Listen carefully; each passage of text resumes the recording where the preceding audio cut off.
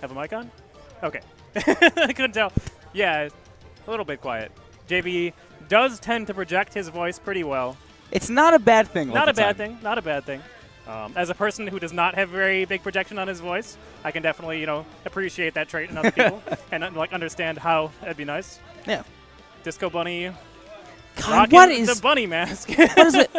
Can I just say, they say you should always play in a tournament the same way that you practice at home. Right. I don't know what he does when he's alone in his house, but I want no part of it. But I do want a part of what's going to happen here because is this going to be a Ganondorf? It looks like a Ganondorf because I know for sure that. Oh, never mind. Oh, just kidding. This is the antithesis of a Ganondorf. Pretty much. Don't tease me like that. It's just rude. So Gio playing Rob. DisqoBunny playing Sonic. DisqoBunny has a very solid Sonic. We've already seen it once. So I actually have not seen him play at all since he's been here in Texas. So for me, this is a bit of a treat because I know Disco from way, way back. Yeah. Yeah, he moved to California 3, maybe 4 years ago. Around those parts. But yeah, I knew him from Project M around that time. It's definitely a good training grounds for any game. Yep. So I think that Sonic's only real problem in this matchup is really going to be that, which is getting stuffed by Rob's projectiles. I think if he can get around that projectile stuffage, he should be fine because Rob is a very heavy character. Sonic loves comboing heavy characters, and he shouldn't have too much trouble getting around those grabs that Rob gets a lot of his kills off of because he's very fast and somewhat unpredictable if he plays it right. Grabbing Sonic is very, very, very challenging. Yeah, if you can't. Although a big part of his neutral also is those spins. So if Gio can use his top, use his laser to stuff those out, Disco might have a hard time getting things going. But so far, it is Disco in the lead. Got almost 30% lead on Gio here now. And I think Disco's biggest advantage is that we don't really have too many prevalent Sonic players here at DFW. Ooh. And I think that's part of it right there. Yeah. Is that we don't really know too much of what to expect out of a top-tier Sonic, and DisqoBunny is maybe taking a little bit of advantage of that. Yeah, aside from playing against random Houston or the San Antonio SP Sonic, I don't think we've got down. Yeah, Curry doesn't come out very often, so he's not a player that we call him a hidden boss for a reason, is because he is pretty well hidden. Usually doesn't make it out to the weeklies. He showed up for the 1K and did fairly well. Yeah, did he make it in a boost? Yes, he did. Good for him. So, well, he was already taking a stock. DisqoBunny's just going to build up these percents until he can find a nice confirm, maybe off of a grab, maybe off of a side B. Yeah, that up air, I feel, is definitely going to be a problem for Gio. That very big body that Rob has going to make it pretty easy to land the hits to finish stocks off. And there's another thing, is that up throw and then using the up B to chase them is such an important part of Sonic's combo game. Mm-hmm. And on a heavy character like Rob, again, that'll lend credence to the combo game that DisqoBunny needs to fulfill. Oh, wow, that time to see what might be actually going through the gyro. Racking up a little bit of damage, so I imagine that will start stage spiking eventually, but right now, relatively low reward. But definitely low risk, but putting in a little bit of extra damage there. The springs. Oh, my goodness. Big string coming out from Gio. 40-something% off of that. That was actually very impressive. Yeah. Nice roll from DisqoBunny. It's actually, you basically can't react to the gyro throw from Rob just because it happens so fast. It's immediate. It is immediate. So you have to be moving ahead of time if you want to be dodging it. Oh my goodness. Oh, yep. Just perfect percents for that. The Mad Bunny nods his head in defeat. He understands. God. So, he does have a Diddy Kong. Yes, he does. I don't imagine that he would play Diddy Kong in this matchup, especially considering seeing what his Sonic's been able to do today. Yeah. I think the wise choice would be to stay Sonic and go to the flattest stage he can find.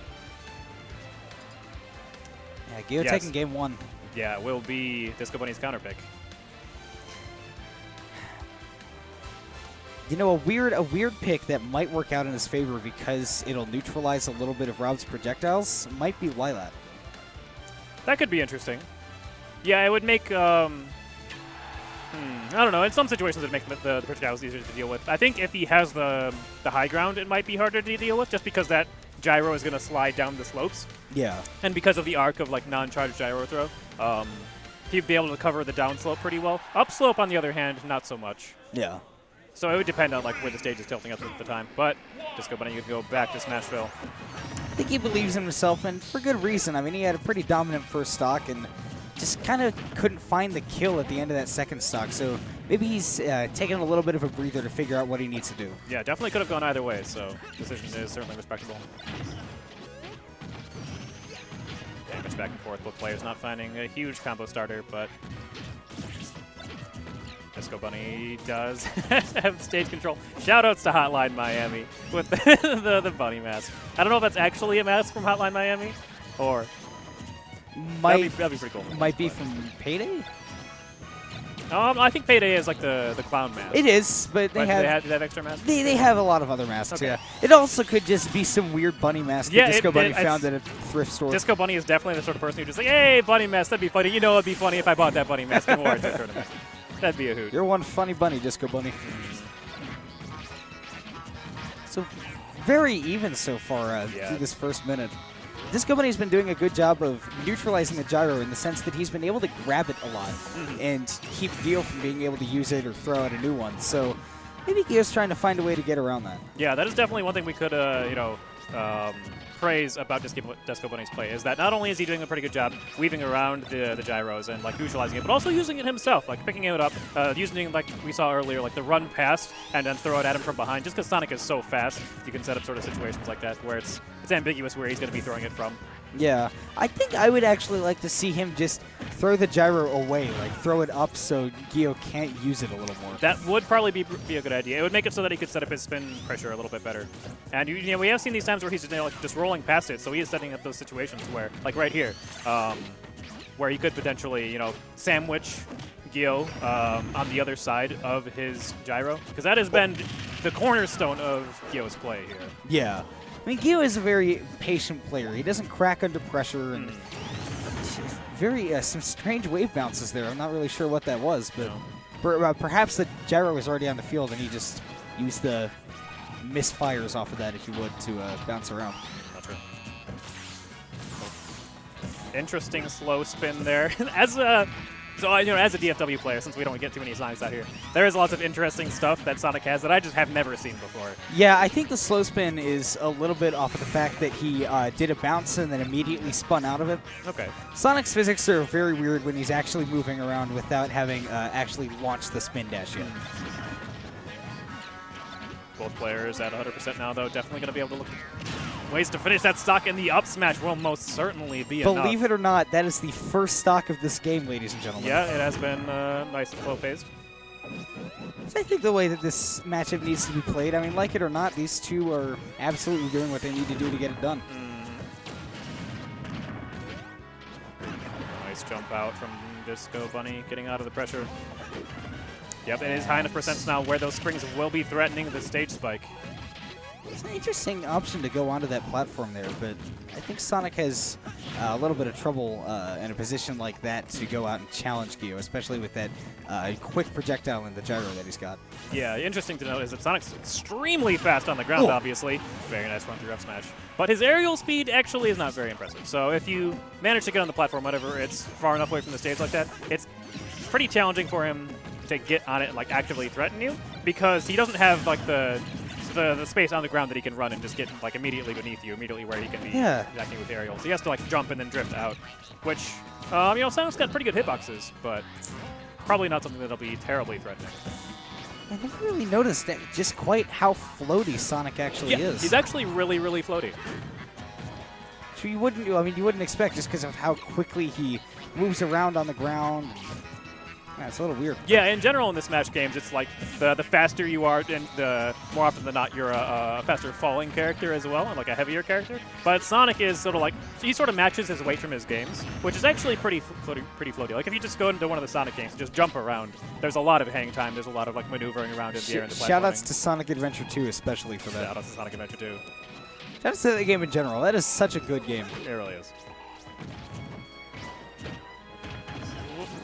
Patient play from Gio here, not wanting to take any big risks. That was very well timed by DisqoBunny. That's a trap we see that Gio does a lot, and a lot of people have trouble getting around that. But that time, DisqoBunny hesitating just long enough so that whenever he did the get up, when his vulnerability came around, the gyro actually just faded away and no longer had any hitboxes.